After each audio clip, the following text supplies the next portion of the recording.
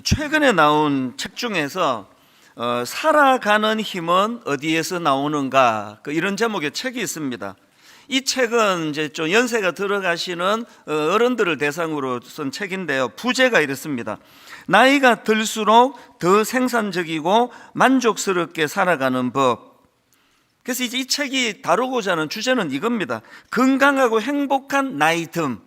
모든 사람이 세월이 흐르면 나이가 들어가는데, 나이가 들어갈수록 행복하고 건강한 그런 삶을 이제 추구하는데, 이 책이 주장하는 게 뭐냐 하면은, 세월은 모두가 똑같이 흘러가지만 그 나이 들어가는 것에 대하여 미리 대비해야 된다는 겁니다.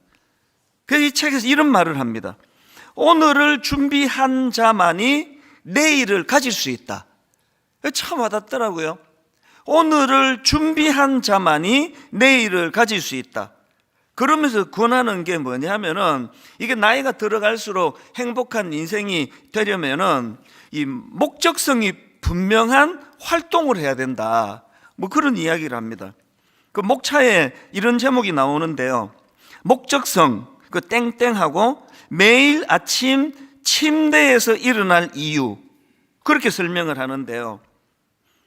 이게 무슨 말인가 하면은 이제 이런 거죠. 매일 아침마다 우리가 이제 어떨 때는 좀 일어나기가 귀찮을 때도 있고, 어떨 때는 좀 몸이 찌뿌둥하고 컨디션이 안 좋을 때가 있고, 어떤 날은 오늘은 내가 그냥 오전에서 내가 침대에서 뒹굴거리고 싶다, 그런 날이 있다 하더라도, 그런 날에도 침대에서 일어나지 않으면 안 되는 이유를 갖고 있는 삶, 그런 삶을 계속 이제 훈련해야 된다는 거죠.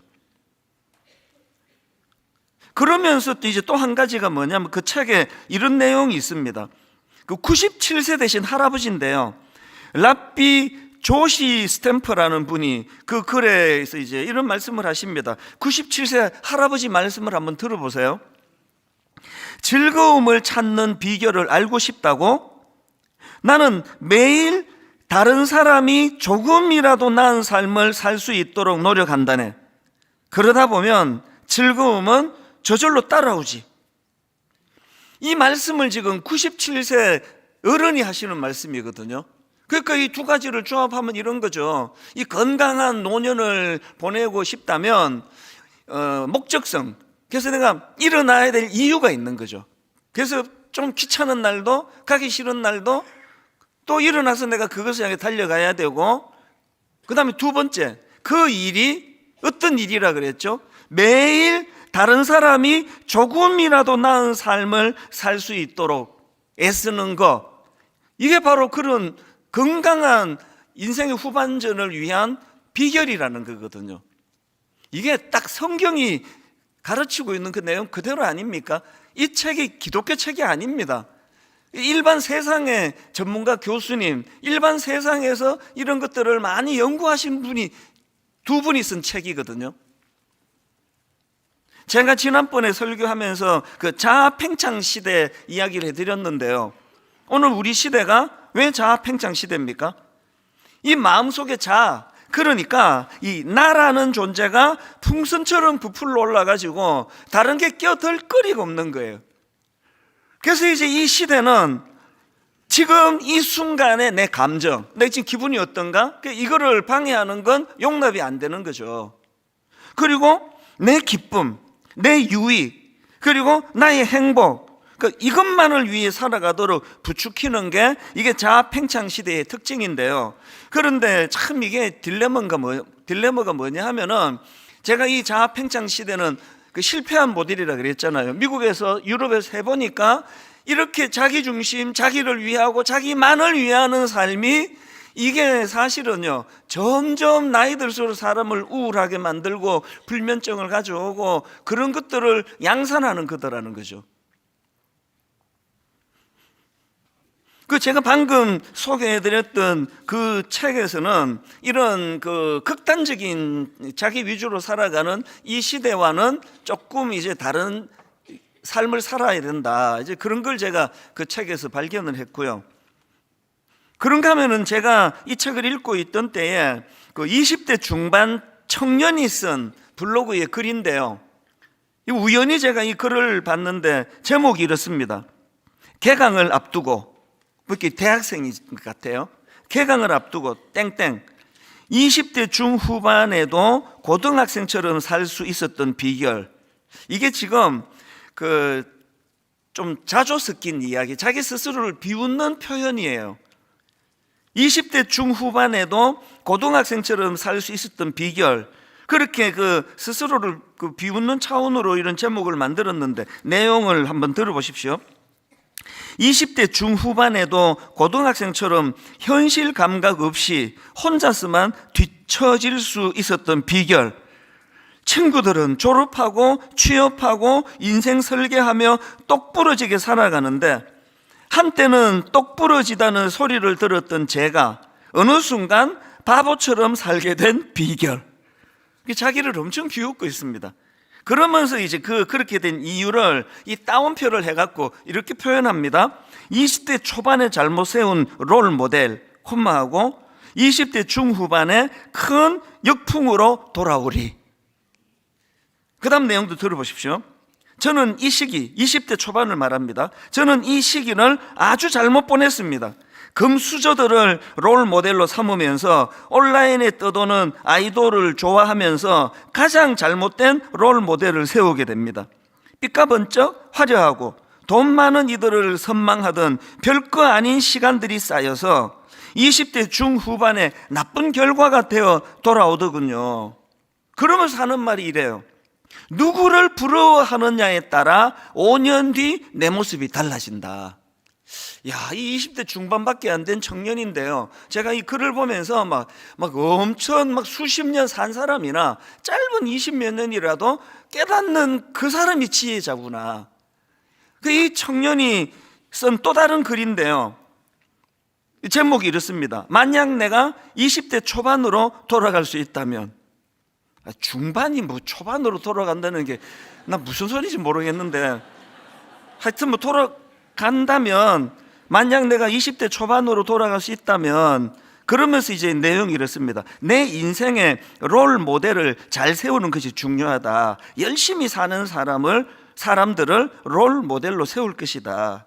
저는요, 노년들을 향하여, 연세 드신 어른들을 향하여 쓴 책인 살아가는 힘은 어디에서 나오는가. 그래서 이제 목적성이 있어야 되고, 또 97세 할아버지 말씀처럼 내가 즐거움을 찾는 비결은 매일 내가 아닌 다른 사람이 조금이라도 더 나은 삶을 살도록 도와주는 것, 그것을 노력하는 것이 이렇게 행복을 가져온다는 이야기가 다 맥이 통하는 거예요.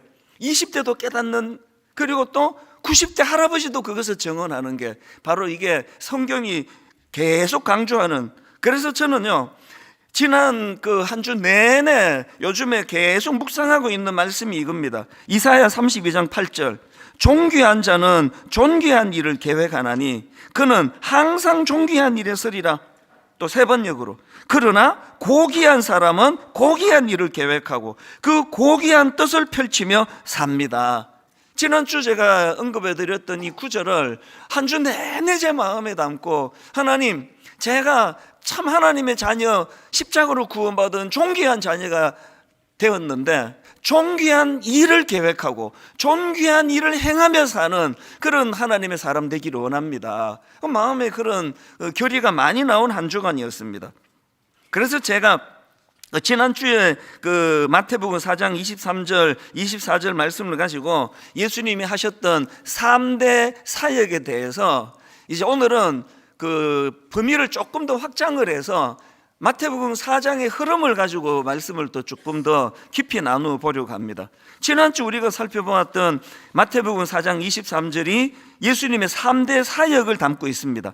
예수께서 온 갈릴리에 두루 다니사 그들의 회당에서 가르치시며 천국 복음을 전파하시며 백성 중에 모든 병과 모든 약한 것을 고치시니.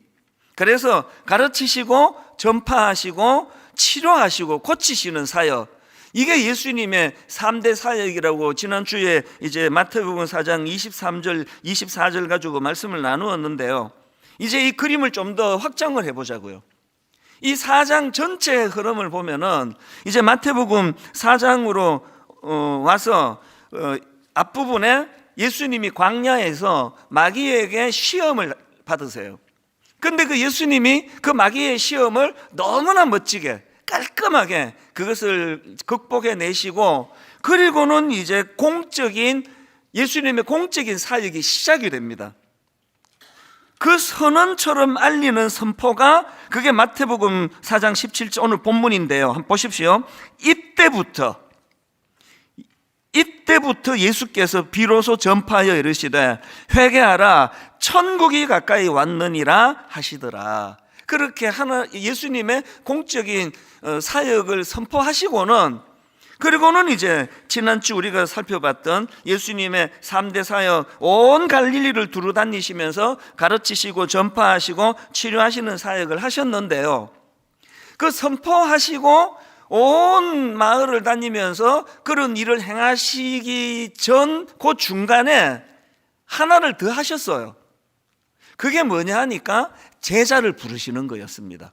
자, 18절 19절이 그 내용입니다. 갈릴리 해변에 다니시다가 두 형제 곧 베드로라 하는 시몬과 그의 형제 안드레가 바다에 금을 던지는 것을 보시니 그들은 어부라 말씀하시되 나를 따라오라 내가 너희를 사람을 낚는 어부가 되게 하리라 하시니, 그 다음 21절 거기서 더 가시다가 다른 두 형제 곧 세베대의 아들 야고보와 그의 형제 요한이 그의 아버지 세베대와 함께 배에서 금을 깁는 것을 보시고 부르시니 그들이 곧 배와 아버지를 버려두고 예수를 따르니라. 이게 22절이고요. 그리고 23절에서 예수님이 온 갈릴리를 두루 다니시면서 그런 세 가지 사역을 행하신 거거든요. 이게 뭘 의미합니까? 이게 굉장히 중요한 예수님의 어떤 원칙과 전략을 말씀하시는데요, 예수님은 그 놀라운 사역을 당신 혼자 하시지 않으시고 제자들을 불러서 함께 하시겠다는 거예요. 그래서 이 원리를 가지고 보면은 예수님이 사역하셨던 공생애를 보면은 딱 두 가지예요. 하나는 당신이 직접 온 갈릴리에 직접 다니시면서 가르치시고 전파하시고 치료하시는 사역을 직접 하셨고요. 그리고 또 하나는 그 일을 전수시켜 줄 제자들을 키우는 일을 하셨어요. 이 두 가지가 예수님 사역의 큰 두 기둥이 되었는데, 이런 의미에서 아까 제가 왜 주중에 계속 이제 제 마음속에서 존귀한 사람은 존귀한 일을 계획하고 고귀한 사람은 고귀한 일을 계획하고 그 고귀한 뜻을 펼치며 삽니다, 이 말씀을 제가 계속 묵상했는가 하면은요, 오늘 분당 우리 교회가 여기 있는 의미, 오늘 이찬수 목사와 모든 예수 믿는 여러분들이 함께 모인 의미가 바로 여기에 있기 때문이에요. 교회가 교회 된다는 것은요, 예수님이 하셨던 그 사역을 계승받는 거예요. 그리고 그 일을 계속 해내야 됩니다. 이런 의미에서 지난주에 우리가 이 건강한 교회가 되기 위한 회복 두 가지 중에 하나를 지난주 말씀드렸잖아요. 그게 예수님의 긍휼하심을 회복해야 된다. 이 교회는 서로 불쌍히 여기는 공동체다. 그리고 이제 오늘 다룰 두 번째가 이겁니다. 또 하나 교회의 회복을 위해서 해야 될 게 뭐냐면은, 여러분, 교회는요, 예수님께서 행하신 선한 일을 사모하는 곳이에요. 그리고 그 선한 일을 행하는 공동체입니다. 그 제가 표현을 그 선한 일을 사모하는데, 그게 예수님이 하신 그 일, 그러니까 아까 본문으로 말하면 그 3대 사역, 이게 예수님이 하셨던 선한 사역이시거든요. 그걸 우리가 사모해야 되는 겁니다. 제가 왜 이런 표현을 썼는가 하면, 제가 이제 그 29살이 되던 만 나이로 치면 이제 그때가 28살인데요. 제가 이제 목사가 되기로 그렇게 마음의 결정을 내리고 이제 한국에 있는 그 총신대학 신학대학원에다가 의뢰하고, 그리고 이제 그러니까 입학 허가를 제가 받고, 그러고 나니까 두려움이 밀려오는 거예요. 굉장히 두려웠습니다. 나 같은 게 어떻게 목사가 되지? 내가 정말 잘할 수 있을까? 정말 두려웠어요. 그랬더니 이게 병으로 오는 거예요. 너무 두려우니까 이게 병으로 오는데요, 막 고열에다가 굉장히 하여튼 그 아픈 시간을 제가 가졌는데, 그때 하나님이 선물처럼 저에게 성경 구절을 하나 주셨어요. 그게 디모데전서 3장 1절입니다. 미쁘다 이 말이요, 곧 사람이 감독의 직분을 얻으려 함은 선한 일을 사모하는 것이라 함이로다. 이 감독의 직분, 요즘으로 말하면 목사나 장로를 말하는 거거든요. 네가 그 두려워하지 마라. 목사가 되는 것의 의미는 선한 일을 사모하는 거야. 뭐 업적을 남기고 엄청난 일을 하고 사람을 다 뒤집어 놓고 막 안수하면 병이 떠나가고 이런 건 하나도 못 하는데, 그랬을 때 하나님이 주신 메시지예요. 목사는 선한 일을 사모하는 일이야. 너무 위로가 됐습니다. 그 사모하는 거 실력 없어도 할 수 있잖아요. 그냥 사모하는 거라는데, 여러분, 이게 35년 동안 내 삶의 줄거리가 됐습니다. 목사는요, 지금 이게 설교하기 전에 먼저 성도들을 불쌍히 여기는 거라 그랬죠. 얼마나 엿새 동안 힘들게 사시고 물질적인 어려움, 자녀 문제, 부부 많은 여러 가지 어려움, 그런 것들을 겪고 있는 성도들에 대하여 정말 좋은 것을 말씀으로 주고 싶어하는 그 선한 것을 사모하는 마음, 여기에서 설교가 나와요. 대충 하는 거하고 진짜 거기에서 선한 것을 사모하는 그 마음으로 하는 설교는요, 그건 뭐 차원이 다른 내용이에요. 오늘 저와 여러분이 예수 그리스도의 십자가로 구원받고 새로운 피조물이 되었는데요, 여러분들이 개개인이 전부 하나님 앞에 선한 일을 사모하는 그런 그리스도인이 되신다면, 분당 우리 교회는 선한 것을 사모하고 그것을 이루는 공동체가 될 줄로 믿습니다. 이 선한 일을 사모한다는 거예요. 예수님이 베드로를 처음 만나셔가지고 주셨던 이 19절 말씀하시되 나를 따라오라, 내가 너희를 사람을 낚는 어부가 되게 하리라. 이 말씀도 결국은 같은 맥락 아니겠습니까? 그래서 이 교회가 이런 그 선한 일을 행하는 공동체가 되기를 사모하는 게 굉장히 중요하고요. 그리고 또 이거랑 똑같이 중요한 게 그 사모함을 기도로 승화를 시키는 거예요. 이 기도가 너무너무 중요합니다. 그런 의미에서. 그래서 제가 지난주에 그 사무엘상 1장에 나오는 한나, 이 한나라는 여인에 대하여 새롭게 많이 제가 읽고 묵상을 했는데요. 왜냐하니까 이 한나야말로 선한 일을 사모했고 그것을 이루어낸 사람 아닙니까? 아들을 하나님이 주셨는데 그 아들을 위대한 인물로, 그 어두운 시대에 너무나 놀라운 지도자로 그렇게 길러낸 분, 그래서 사무엘의 어머니가 한나 아니겠습니까? 한나가 사무엘을 낳자마자 이런 고백을 합니다. 사무엘상 1장 26절부터 한번 보십시오. 우리 같이 한번 읽어보시겠습니다. 한나가 이르되 내 주여 당신의 사심으로 맹세하나이다. 나는 여기서 내 주 당신 곁에 서서 여호와께 기도하던 여자라. 아이를 위하여 내가 기도하였더니 내가 구하여 기도한 바를 여호와께서 내게 허락하신지라. 그러므로 나도 그를 여호와께 드리되 그의 평생을 여호와께 드리나이다 하고 그가 거기서 여호와께 경배하니라. 여러분, 지금 한나가 망설임 없이 그렇게 갈급하게 구했던 아들인데요, 그 아들을 낳자마자 그 아들을 하나님께 드려요. 그래서 그 악한 시대에 쓰임받는 위대한 인물로 그렇게 사무엘을 하나님께 올려드리는데요. 그런데 중요한 게 뭐냐, 아까 우리가 선한 일을 사모하는 공동체가 되길 원한다 그랬는데요, 이 깨달음은 점진적으로 일어나는 거예요.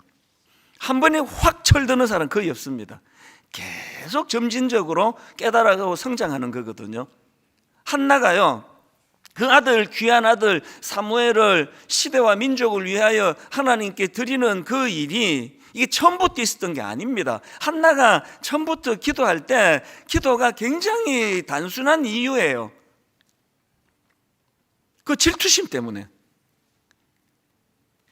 이 한나가 살던 그 시대는 타락의 정점에 있던 그런 시대 아니었습니까? 그래서 이제 이 사사 시대 말기에 타락이 극에 달하던 시대인데요, 어느 정도 타락했는가 하면은 그 한나의 남편 엘가나는 요즘으로 치면 믿음이 엄청 좋은 크리스찬입니다. 레위 자손이고요. 3절에 보면 하나님께 예배하며 제사를 드리는데 열심히였던 사람이라 그래요. 그러니까 이걸 요즘으로 말하면 막 한 5대째 목사 집안에다가 막 믿음이 엄청 좋은 가문의 사람이고, 자기도 늘 예배를 드리고 교회를 섬기고 그런 믿음 좋은 사람인데, 놀랍게도 그 믿음 좋은 한나의 남편조차도 첩이 있어요. 가책을 별로 느끼지 않습니다.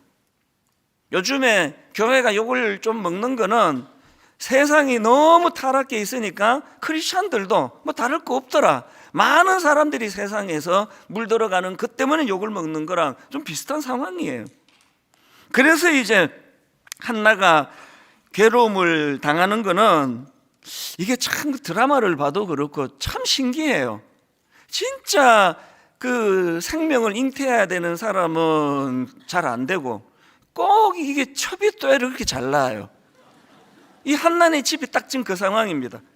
한나는 지금 난임으로 자녀가 없는데, 첩이었던 브닌나는 자녀가 있는데요, 영어 성경으로 보니까 children이라는 표현을 쓰는 걸로 봐서 그 첩이 애를 하나만 낳은 게 아니에요. 복수예요. 그리고는 이제 그 악한 그 괴롭힘을 계속 이제 한나가 당하거든요. 그 문제로 지금 사무엘상 1장 7절입니다. 매년 한나가 여호와의 집에 올라갈 때마다 남편이 그같이 하매 브닌나가 그를 격분시킴으로, 이 브닌나가 그 첩의 이름이에요. 그를 격분시킴으로 그가 울고 먹지 아니하니, 여러분 이게 어떤 상황인지 아시겠죠? 그래서 막 나라와 민족을 구해달라고 그렇게 기도한 게 아니고요, 그 브닌나라는 그 여자 때문에 끊임없이 그렇게 조롱당하고 하니까 괴로워서 이제 기도를 한 겁니다. 10절에 나옵니다. 한나가 마음이 괴로워서 여호와께 기도하고 통곡하며, 그렇게 하나님께 매달리는데, 이번에는요 또 괴롭히는 또 딴 사람이 또 등장을 하는데, 놀랍게도 엘리 제사장이에요. 너무너무 괴로워서 고통스럽게 그렇게 기도하는데, 그 당시 종교 지도자라고 하는 이 엘리가 하는 말이 이게 가관입니다. 14절에서 이렇게 말합니다. 엘리가 그에게 이르되 네가 언제까지 취하여 있겠느냐, 포도주를 끊어라. 제가요 이 지난주에 이 말씀을 묵상하다가 새로 깨달은 게 있습니다. 이 시대에 예수 믿는 거 진짜 어렵겠다. 세상 사람들은요 엿새 동안 그냥 그 브닌나만 상대하면 돼요. 세상에 있는 브닌나가 괴롭히는 거만 직장에 가서 계속 괴롭히고 시달리고 그러면, 요새 막 또 5일 근무하는 데가 많잖아요. 막 토요일 날 집에 가서 또 주일 날, 일요일 날 그들 표현으로 막 그냥 다 이제 힐링하고 그러는데요, 예수 믿는 게 왜 어렵습니까? 주중에는 세상 사람 브닌나한테 시달리고, 교회 오면은 또 엘리 같은 게 또 우리를 괴롭혀요. 이게 뭐 주 7일 괴롭힘을 당하는 게 예수 믿는 사람 아닙니까? 여러분 교회 안에 엘리가 얼마나 많습니까? 또 이게 엘리 제사장이니까, 이게 요즘으로 말하면 목사니까 저도 뜨끔해요. 저한테 또 뭐 괴롭힘 당하는 분이 안 계시기를 바랍니다만, 그래서 저는요 요즘에 가나안 성도가 급증하는 게 너무 이해가 돼요. 아이고 이틀은 좀 쉬자, 엘리를 피해갖고. 그래갖고 이제 가나안 성도가 그렇게 많은데요, 그런데 잘 들어보세요. 한나가 잘한 게 뭐냐 하면은, 한나는 내가 이제는 뭐 브닌나한테 시달리고, 내가 이제는 뭐 엘리 제사장까지 나를 이렇게 억울하게 지금 쓸데없는 소리를 하고, 그래서 내가 이제 나도 가나안 성도가 될 거야, 그렇지 않고요, 오히려 한나는 그 고통의 문제를 가지고 하나님께 나아가요. 그리고 하나님께 기도합니다.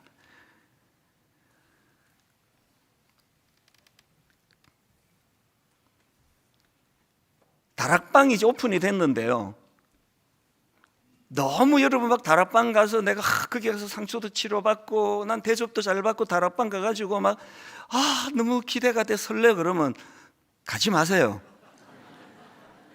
다락방은 대접받으러 가는 데도 아니고요, 그렇게 막 기대감을 갖고 가면은 돌아오는 거 실망밖에 없습니다. 이제 한번 가보세요. 엘리가 먼저 앉아와 있습니다. 이 농담이 아니고요, 다락방은요 그거 대접받으러 가고 내 치료받으러 가는 게 아니라 이 어두운 시대에 섬기러 가는 거예요.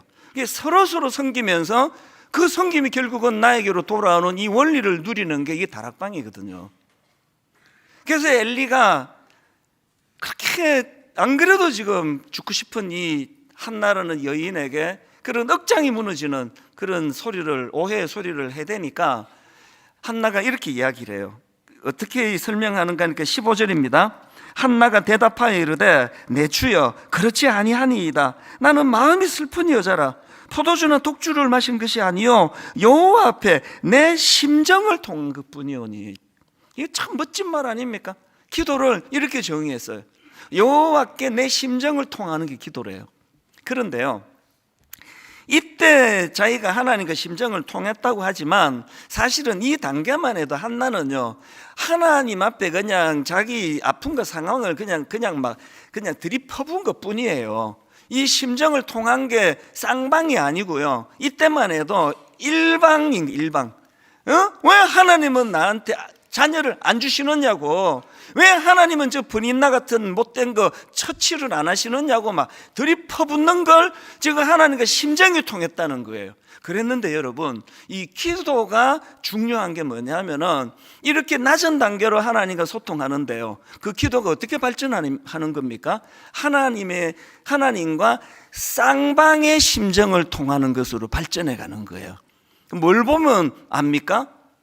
결국은 한나가 오래 하나님께 눈물로 매달려 하나님과 심정을 통했다고 하는 그 말의 의미를 자기가 어떻게 증명해냅니까?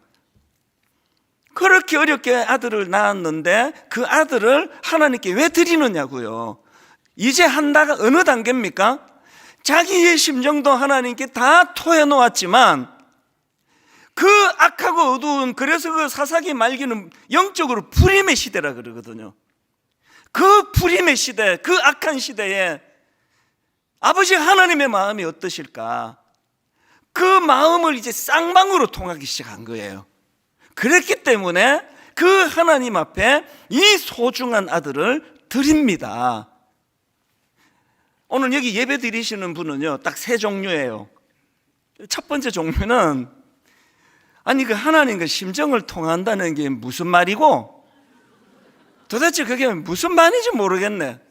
모태신앙인데요, 중직자인데요, 하나님과 심정이 통한다는 것을 모르는 분이 계세요. 한나처럼 억장이 무너질 때 하나님 앞에 그 기도를 통해서 심정이 통하는 그게 어떤 걸 의미하고 어떤 효과가 있고 어떤 유익이 있는가를 하나도 모르고 교회 다니는 분이 계세요.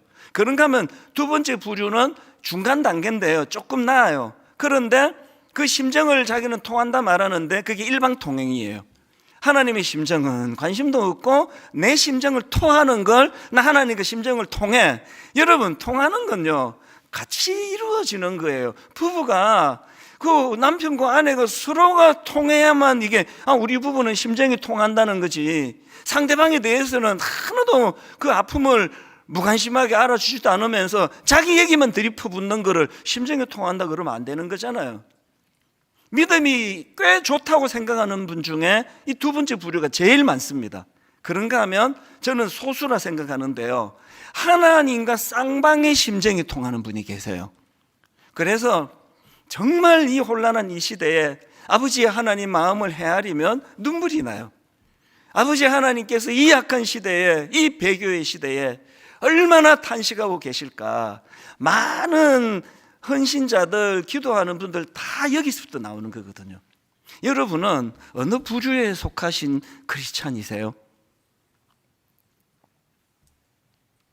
한나가 하나님 앞에 심정을 통했기 때문에 선한 일을 사모하게 되었고, 그 선한 일을 실제적으로 아들 사무엘이 어두운 시대에 쓰임받는 하나님의 대행 종으로서의 역할을 만들게 됐다고 한다면, 아까 두 번째 제가 분당 우리 교회가 이제 선한 일을, 예수님이 하셨던 선한 일을 사모하는 공동체가 되려면 하나님의 심정을 그분과 유무상통하면서 하나님과 심정이 통하는 많은 성도님들이 배출되는 교회가 되어야 될 줄로 믿습니다.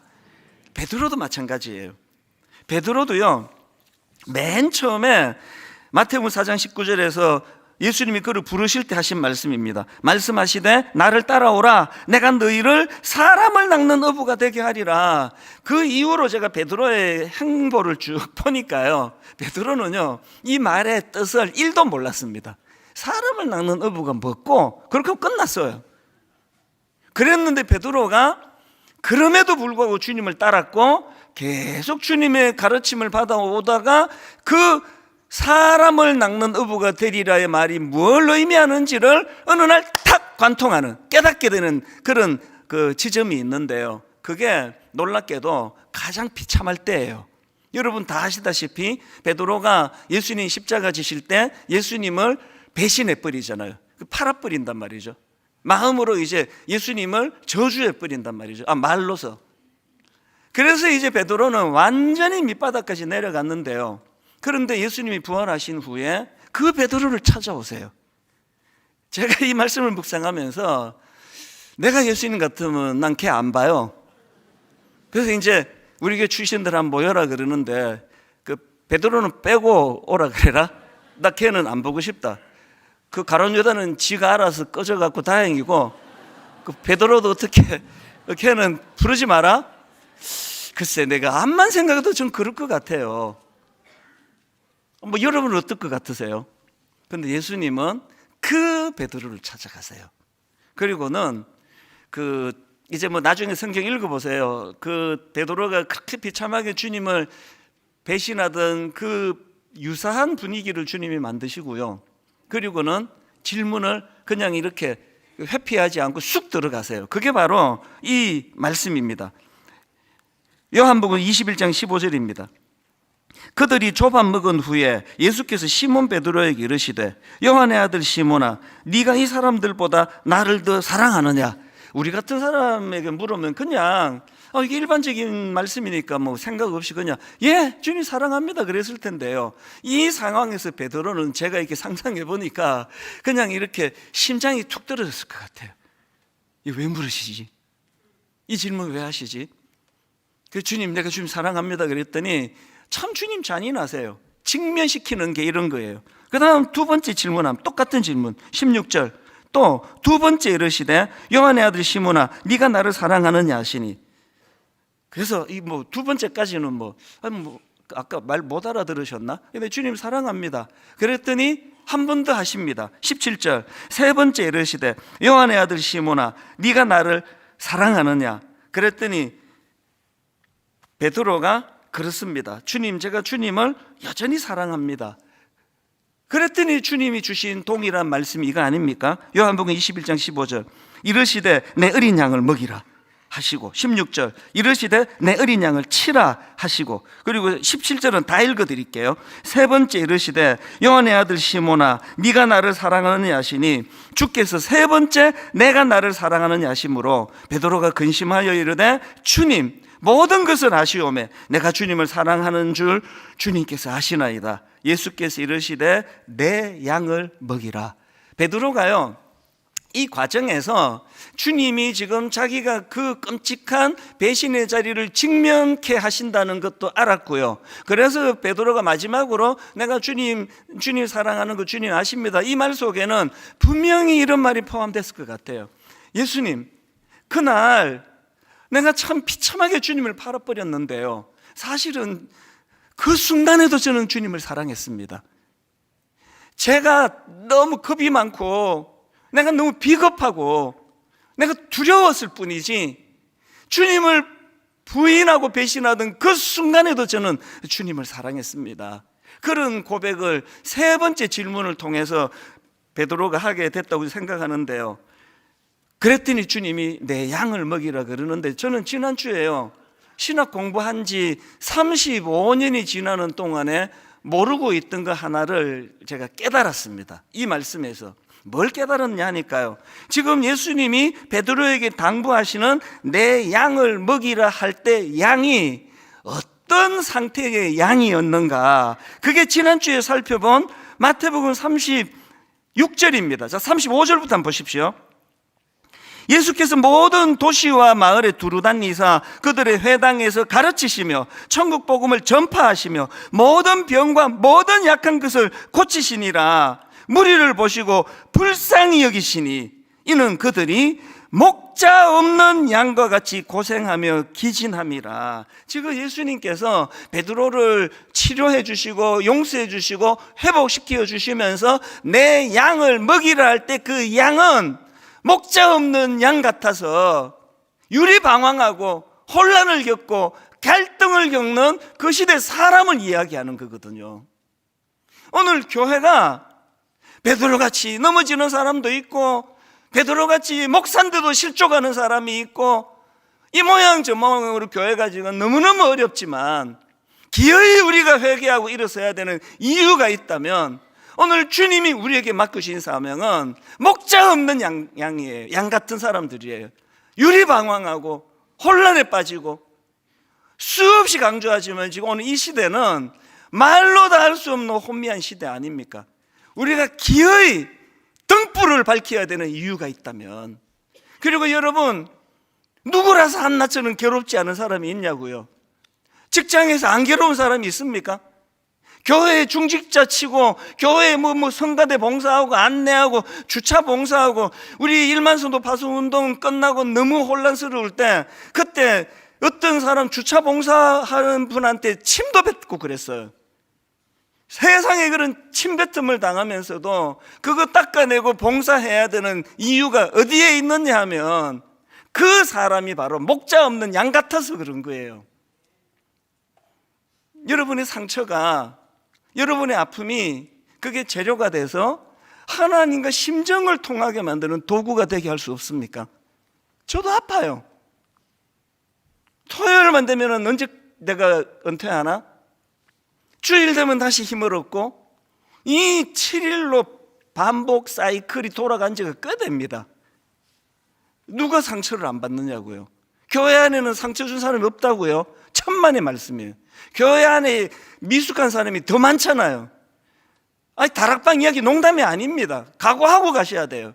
그럼에도 불구하고 내 상처가, 내 눈물이, 내 아픔이 기도의 자리로 나가게 하고 그 기도가 하나님의 심정을 헤아리는, 그래서 나는 내 하나님과 심정이 통하는 사람이 되었다고 할 때 결론이 이거예요. 맨 처음에 제가 책에서 인용해드렸던 그 전문가 두 저자가 했던 그 말, 나이가 들수록 행복한 인생을 살기 위해서는 귀찮아 죽겠어도 침대에서 일어나야 될 이유가 있는 그 사람이다. 그리고 97세 할아버지가 했던 말, 그 이유는 오늘도 나로 인해 조금이라도 저 사람이 더 나아지는 삶을 행하기 위해서. 기독교 책에서 그렇게 말하면 저도 교회는 맨날 이렇게 말하는 것이라고 하는데요, 그 전문가들이 하는 이야기예요. 하나님께서 오늘 지난주 말씀과 더불어서 분당 우리 교회가 이제 모든 기능이 정상화가 된 것을 선언하는 이 시점에서 여러분의 아픔과 여러분의 상처가, 여러분의 참 교회를 생각하면 막 분노가 생길 수 있는 어떤 과거의 어떤 아팠던 기억이 가난한 성도를 만드는 것이 아니라 그것이 하나님 앞으로 나아가는 재료가 되기를 바라요. 그것이 이 시대에 나만 아픈 게 아니라 하나님도 아프시구나, 나만 상처받는 게 아니라 이 교회의 무기력을 보고 우리 아버지 하나님도 아프신 거구나, 그 심정을 통하는 사람들이 많이 생겨나면 그 교회가 부흥하는 교회라고 할 수가 있습니다. 오늘 한번 이 찬양을, 이 부르심이라는 이런 포인트로 제가 이 곡을 택했는데요, 주님 나를 부르시니 두려움 없이 배에서 나아가리라. 베드로가 풍랑이는 그 바다를 뛰어들던 그 내용을 갖고 만들었는데 계속 반복하는 게 주님 여기 계시기에, 주님 여기 계시기에, 또 주님 나를 부르시니, 주님 나를 부르시니. 저는 두 가지를 놓고 기도합니다. 교회에서 한나처럼 교회에서 받았던 여러분의 상처가 진짜 치유되기를 바라요. 혹시라도 저나 우리 교역자가 여러분에게 준 상처가 있다면 정말 치유가 일어나기를 바라요. 그리고 그 과정에서 기도라는 도구를 통해 우리 하나님도 아프시구나, 우리 하나님도 이 시대를 탄식하고 계시구나, 그 아픔을 헤아릴 줄 아는, 그래서 참 이 교회는 예수님이 하셨던 선한 일을 사모하는 사람들이 모인 그런 교회가 되기를 원합니다. 우리 같이 한번 이 찬양 불러보기 원합니다. 주님 나를 부르시니, 주님 나를 부르시니 두려움 없이 배에서 나가리라. 주님 나를 부르시니, 주님 내게 오라시니. 여러분 이 사실을 기억하십시오. 주님 보고 계시기에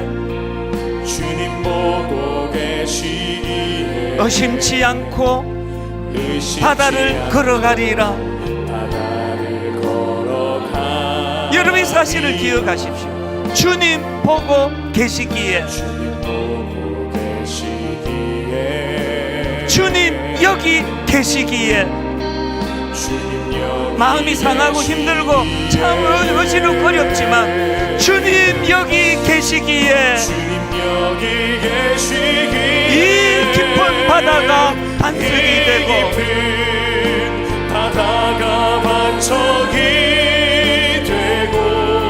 주님 여기 계시기에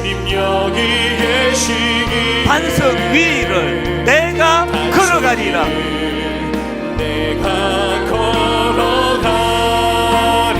주님 여기 계시기에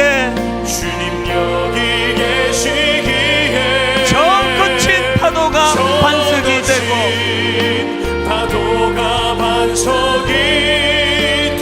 주님 여기 계시기에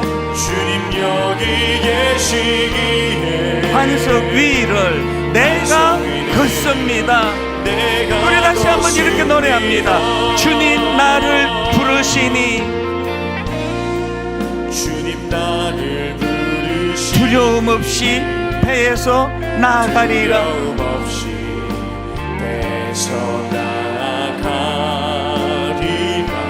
주님 나를 부르시니,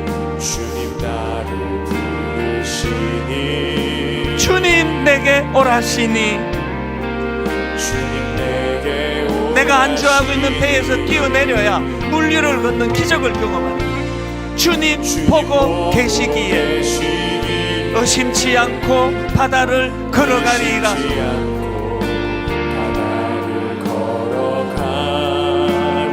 주님 보고 계시기에 아무리 힘들고 있는 인생이지만 주님 여기 계시기에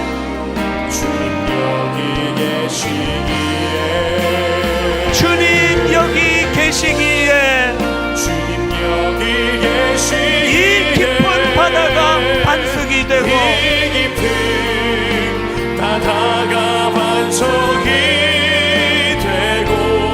주님 여기 계시기에 반석 위를 내가 걸어가리라.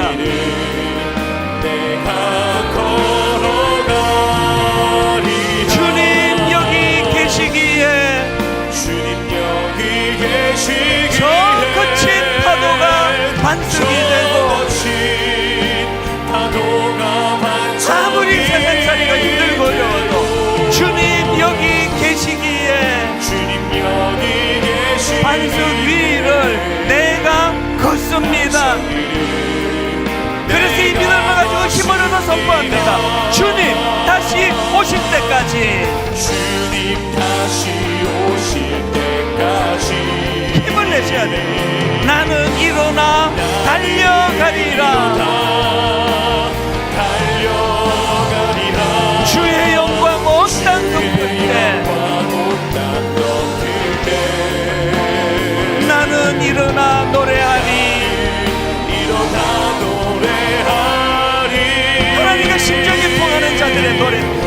내 사모하는 주님, 온 세상 구주시라. 구주시라.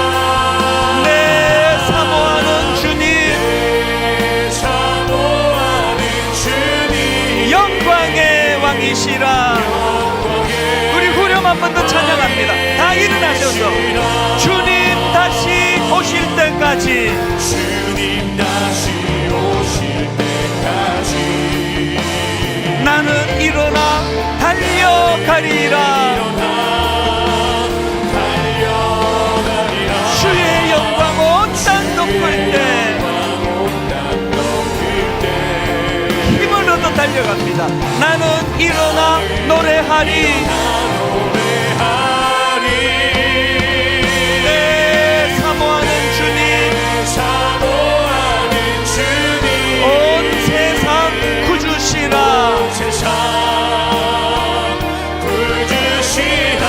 내 사모하는 주님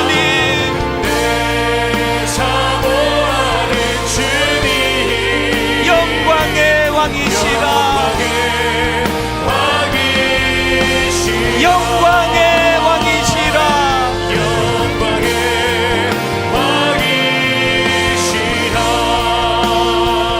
우리 같이 한번 기도할 때 여러분, 우리 베드로처럼 성경에 뭐라고 아무리 가르쳐도 우리는 깨닫지 못하는 자들입니다. 그리고 우리는 한나처럼 교회 와서 또 상처를 많이 받아요. 그래서 위축이 되고 의기소침해지는데 오늘 한 가지만 붙들고 기도하시면 됩니다. 하나님, 한나의 그 바깥에 분인나 또 엘리 제사장 오늘로 빗대가지고 교회 밖에 직장에서 나를 그렇게 괴롭히고, 교회 오면은 또 엘리 같은 사람이 또 맨날 오해해가지고 욥이 죽을 지경으로 지금 고통 속에 있는데 그 친구라고 와가지고 엉뚱한 소리 하면서 그렇게 비난하고, 이런 것들이 이게 오늘 교회의 현실인데, 하나님, 제 아픔을 하나님 이제 기도로 승화시켜 저도 하나님과 마음이 통하는 그런 크리스찬이 되고 싶습니다. 우리의 아픔과 우리의 상처가 오히려 아버지 재료가 되고 도구가 되기 원합니다. 우리 한 목소리로 여러분 자신, 여러분의 가정, 또 교회를 위하여 하나님 여러분의 아픈 상처를 주님이 싸매어 주시기 원합니다. 우리 한 목소리로 통성으로 같이 기도하시겠습니다. 살아계신 하나님 아버지, 오늘 주신 이 말씀을 하나님 마음에 담고 오늘도 그 하나님 아버지 이런 부름을 달려가기를 원합니다. 하나님 아버지, 교회는 예수 그리스도의 놀라운 그 세 가지 사역 가르치시고 전파하시고 치료하시는 그 사역을 개선받는 곳이라고 믿습니다. 오늘 하나님 아버지, 교회가 은혜의 자리로 나아가기를 원하는데, 하나님, 우리 하나님 앞에 성품이 되시는 하나님의 성품인 교회에 다르게 하여 주시옵소서. 하나님, 그런가하면 이 교회는 선한 일, 예수님이 하셨던 그 선한 일을 사모하는 교회가 되게 하여 주시옵소서. 베드로처럼 미련하지만 현실적으로 깨닫게 주시는 그 은혜를 우리가 사모하니 그 하나님 아버지 그 믿음의 자리로 나가기를 원합니다. 한나처럼 우리가 받은 그 상처가 사람으로 인하여 아프시옵시고 오히려 하나님과 심정이 통하는 재료가 되게 하여 주시옵소서. 하나님 아버지, 세월이 흘러 나이가 들어갈수록 하나님, 내게 하나님 아버지 사랑의 이유를 느게 하게 해주시고, 하나님 세월이 흘러갈수록 아버지 내게만 찬양과 역할이 오늘 누군가의 힘이 되고 기쁨이 되는 그 찬양으로 자기의 삶을 인도하여 이것이 참된 기쁨임을 기억하며 예수님만 따라가는 인생으로 걷는 나아가시는 우리가 될 수 있도록 인도하여 주시옵소서. 주님이 항상 여기 계시기에 우리를 부르시기에 믿음으로 몇 걸음으로 한 걸음 한 걸음 내딛으며 나아가시는 우리가 될 수 있는 주여 인도하여 주시옵소서. 하나님 아버지, 우리가 예수 믿는 사람인데 서두에서 그 책에서 인용해 드렸던 것처럼 하나님, 우리가 나이가 들어가고 세월이 흘러가면 갈수록 육신은 후패해지는데 자꾸 몸에 힘은 빠져나가 아버지 온 지금 이 사회가 세상이 나이 들어가는 것이 이게 꼭 무슨 겪으면 안 되는 그 무슨 두려움인 것처럼 그렇게 우리를 공포로 몰고 가지만, 그러나 하나님, 십자가로 구원받은 우리는 나이 들어가며 주님 앞에 기쁨이 되는 그 자리까지 가도록 인도하여 주시옵소서.